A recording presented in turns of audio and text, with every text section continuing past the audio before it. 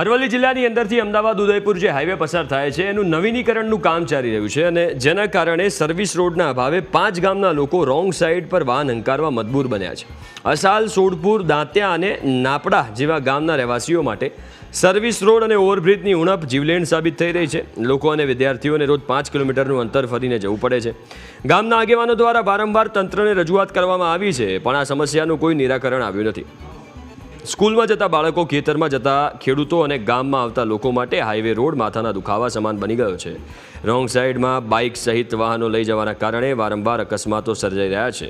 કેટલાય પરિવારોની અંદર એકના એક મોભી વ્યક્તિનું મોત નિપજે છે, જેના કારણે મોટી મુશ્કેલી ઊભી થઈ છે, જેની કાયમી નિરાકરણ લાવવા માટે માંગ કરાઈ છે। Ahmedabad Udaipur national highway number 48 ઉપર નાદીસણથી ખારી સુધી એક પણ બ્રિજ, અંડરબ્રિજ, ઓવરબ્રિજ યા તો સર્વિસ રોડ આપવામાં આવેલો નથી, જેથી કરીને આજુબાજુના વિસ્તારના ખેડૂતો, શાળાએ જતા બાળકો, પછી જીઆઈડીસીની અંદર જતા કામદારોને રોંગ સાઈડ જવું પડે છે। જીવના જોખમે વાહન ચલાવીને અવર જવર કરવી પડતી હોય છે।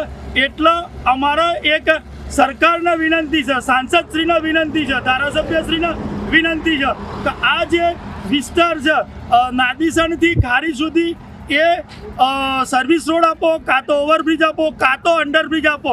અગર જો આ કામ કરવામાં નહીં આવે તો આ વિસ્તારના લોકો અગાઉના સમયમાં જન આંદોલનના માર્ગે પણ જવા માટે પૂરેપૂરી તૈયારી અમારી છે।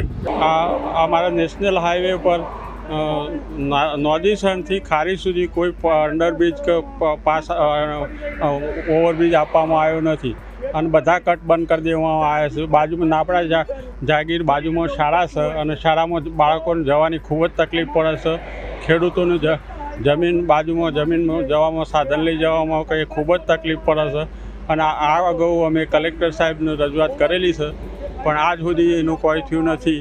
તો અમને ઓવરબ્રિજ યા અંડરબ્રિજ બનાવી આપવામાં આવે તો અમને આ જવામાં સુગમતા રહેશે। અને અમદાવાદ ઉદયપુર નેશનલ હાઈવેનું જે નવીનીકરણનું કામગીરી ચાલી રહી છે ત્યારે જે હાઈવે રોડ ઉપર આવેલા જે ગામડાઓ છે તે ગામડાના જે લોકોની તકલીફ વેઠવાનો સમય આવ્યો છે। આપણે જ્યાં બતાવીશું જ્યાં જગ્યા છે જે નાપડા, દાંતિયા અને જે સોડપુર સહિતના વિસ્તારોની અંદર જે આ વાહન ચાલકોને જે તકલીફો ભોગવવી પડી રહી છે, કારણ એક જ છે કે હાઈવે રોડ દ્વારા જે નવીનીકરણનું જે કામગીરી શરૂ કરી દેવામાં આવી છે તે આ વિસ્તારોની અંદર અંડરપાસ આપવામાં નથી આવ્યા અને જે અહીંયા જે બ્રિજ બનાવવાના છે બ્રિજ બનાવવામાં નથી આવ્યા, જેના કારણે જે વાહન ચાલકોને રોંગ સાઈડ જવું પડી રહ્યું છે।